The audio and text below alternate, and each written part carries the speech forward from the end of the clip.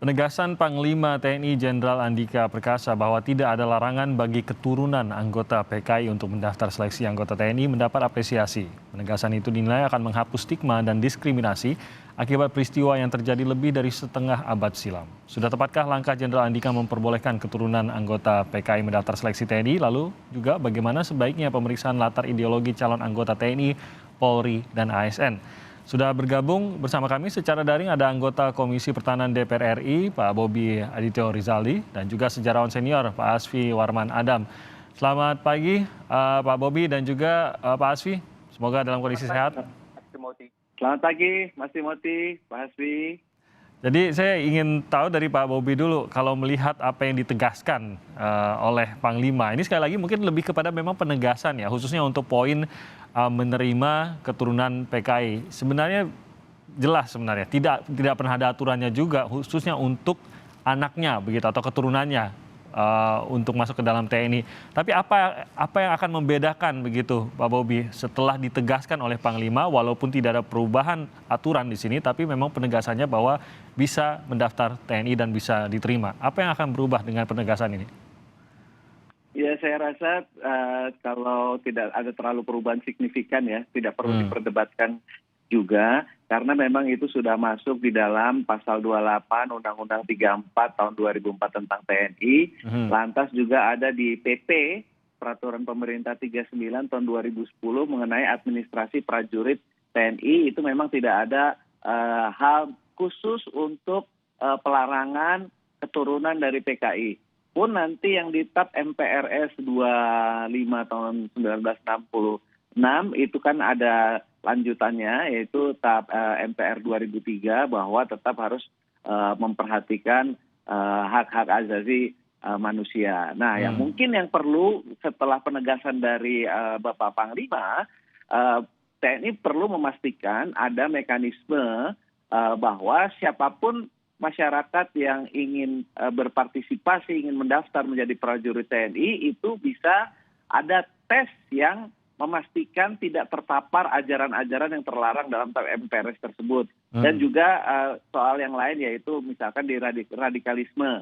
Nah, TNI kan memiliki caranya untuk mengindoktrinasi atau secara tes psikologis atau tes wawasan kebangsaan atau tes lainnya yang bisa memastikan bahwa prajurit tersebut itu memang aman, memiliki semangat pengabdian yang tinggi, dan pasti melindungi warga negaranya tanpa terpapar hal-hal yang memang sudah menjadi hal terlarang di Indonesia. Oke.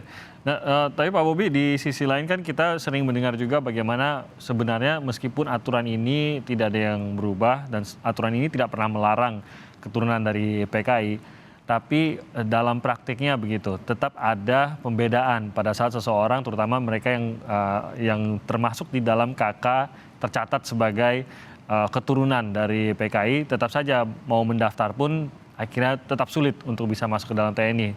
Tidakkah justru memang fokusnya harus di situ, kalau memang kita berniat untuk benar-benar memegang teguh kata-kata tidak ada diskriminasi terhadap mereka, maka ini juga harus tampak dan dilaksanakan di dalam proses tersebut begitu, dan ini mungkin pengawasannya jauh lebih sulit dibandingkan dengan kalau memang masuk dalam aturan gitu, Pak Bobi. Ya, jadi memang sebenarnya kita kan secara konstitusi menjamin setiap hak warga negara, apalagi kalau untuk mendaftar saja. Mendaftar kan belum tentu diterima juga, ada serangkaian tes lainnya. Nah, oleh karenanya itu tadi, setelah ada penegasan dari Bapak Panglima TNI, hal yang tadinya sebelumnya abu-abu atau misalkan masih ada yang meneruskan praktek litsus seperti zaman dulu, dengan adanya penegasan ini mungkin sudah sangat terbuka. Tinggal kita nanti lihat bagaimana respon dari masyarakat, apakah benar masih ada diskriminasi tersebut, dan apakah memang TNI mampu memiliki satu rangkaian tes yang memastikan bahwa keturunan PKI ataupun ada keturunan organisasi terlarang lainnya itu tidak terpapar paham-paham yang memang sudah menjadi paham terlarang di Indonesia. Jadi ya publik pun mengawasi, tapi TNI juga memiliki mekanismenya. Kan tidak mungkin juga TNI mengumumkan, tahun ini akan ada sekian orang dari keturunan PKI akan mendaftar. Kan itu tidak begitu juga. tetapi akan memiliki instrumen pengawasan, monitoring, indoktrinasi, dan paling utama adalah sistem rekrutmen yang sangat mumpuni. Apakah itu berarti akan ada paling tidak dibutuhkan ada tambahan begitu, atau tidakkah tes yang dilakukan sekarang memadai untuk setidaknya mencoba menyortir yang mana yang memang terlalu ke kiri, terlalu ke kanan, atau pun memiliki pemahaman yang berbeda dengan TNI? Ya, saya rasa TNI memiliki sistem internalnya. Mungkin kita di sipil ini juga tidak terlalu paham, tetapi kami ingin memastikan paling tidak instrumen itu ada. Itu adalah bagian dari penilaian. Makanya saya sebenarnya lebih ingin menekankan kalau kesempatan siapapun bisa mendaftar. Tetapi tes-tes itu jangan banyak yang dikurang-kurangin, jangan tes akademik dikurangin, tes renang tidak dikurangin karena alasan pemerataan. Ya sekarang lihat dengan ada tes akademik, tes renang ini aja kan masih banyak dinamika-dinamika pertahanan di misalkan di Papua gitu. Jangan malah yang sudah ada malah dikurang-kurangin gitu.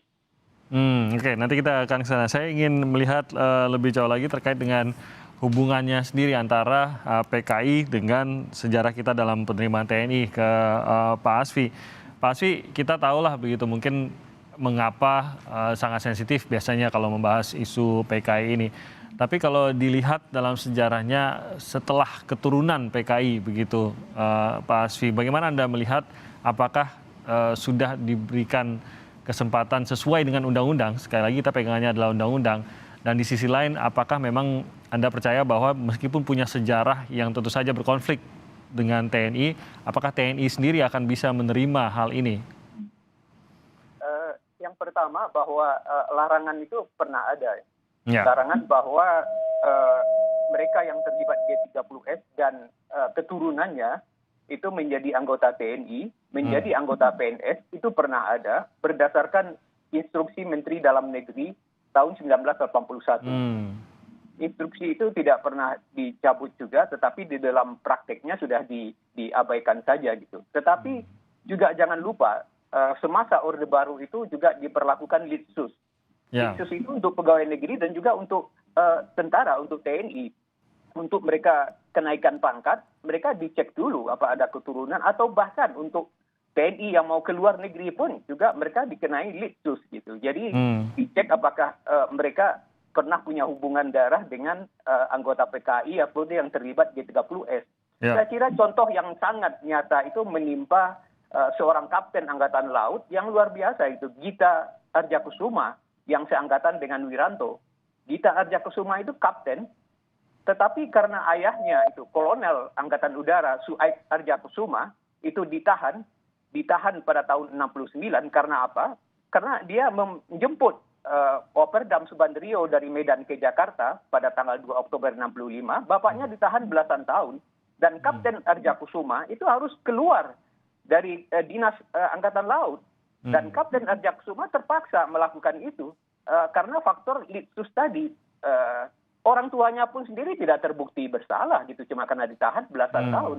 Nah, Arjakusuma itu kemudian terpaksa berkarir di pelayaran nasional, dan tetapi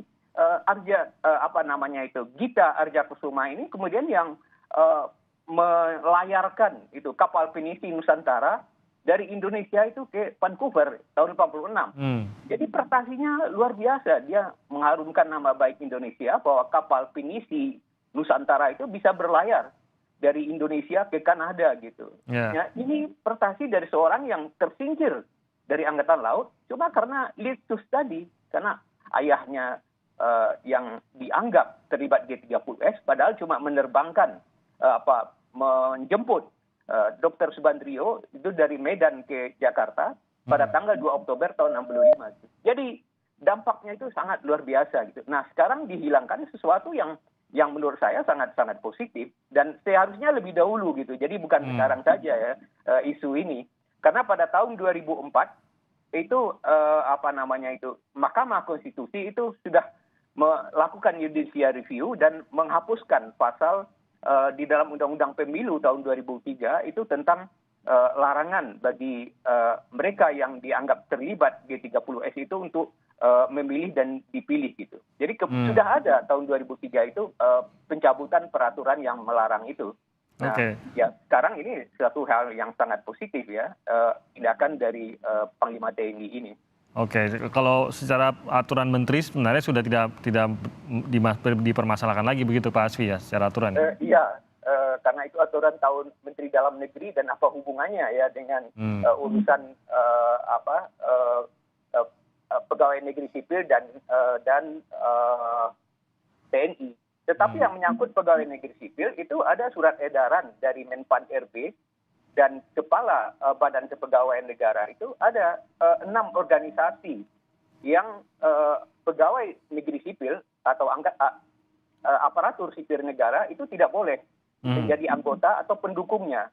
Nah, ke-6 organisasi itu adalah organisasi terlarang atau organisasi yang dicabut badan hukumnya. Jadi ada 6, ada PKI, ada Jamiatul Islamiyah, GI, ada JAD, Jamiatul Ansarut Daulah, itu yang ketiga, yang keempat Gerakan Fajar Nusantara, yang kelima Hizbut Tahrir Indonesia, dan yang keenam FPI, Front Persatuan Indonesia. Jadi pegawai negeri itu tidak boleh menjadi anggota dari ke-6 organisasi tadi gitu. Oke, FPI dalam maksud Anda Front Pembela Islam atau? Ya.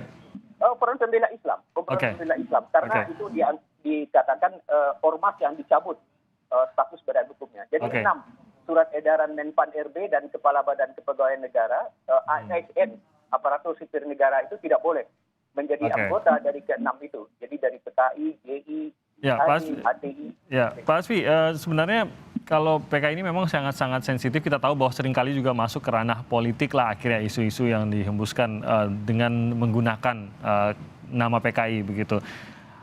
Tentu saja kewaspadaan tetap seperti tadi yang sering dikomentari juga setelah Jenderal Andika menyatakan penegasannya, tetap saja kewaspadaan tentu saja perlu begitu untuk memahami apakah setiap rekrut ini benar-benar memiliki pemahaman yang sama atau melenceng dari pemahaman kenegaraan TNI lah gitu. Nah, mengenai penyebaran pemahamannya sendiri, Pak Asfi, mungkin Anda bisa membawa kami dari saat tahun 60-an hingga sekarang itu sebenarnya apakah memang masih adakah terlihat di Indonesia kah atau sebenarnya ini sesuatu yang memang lebih masuk ke ranah politik sering dikeluarkan tapi sebenarnya penyebaran pemahamannya sendiri sudah tidak ada mungkin di Indonesia atau bagaimana Pak Asfi? Sudah tidak ada penyebarannya secara secara fisik itu tidak ada lagi karena tidak pernah ada itu satu organisasi terlarang yang bisa hidup di Indonesia. Kalau ada, mereka tentu akan dibubarkan dan anggotanya akan ditangkap polisi gitu. Kenyataannya kan tidak ada gitu. Tidak ada jejak mencoba bertahan juga sebagai sebuah organisasi gelap atau di bawah layar gitu, di belakang layar gitu atau? Tidak ada gitu. Jadi kalau yang ada itu adalah organisasi dari para korban itu, para korban 65 misalnya, yang meminta supaya ada pelurusan sejarah, supaya mereka juga dapat semacam rehabilitasi gitu, dapat bantuan kesehatan dan lain-lain gitu. Itu yang ada gitu. Tapi tidak ada organisasi partai ataupun apalagi partai ya atau organisasi politik ya.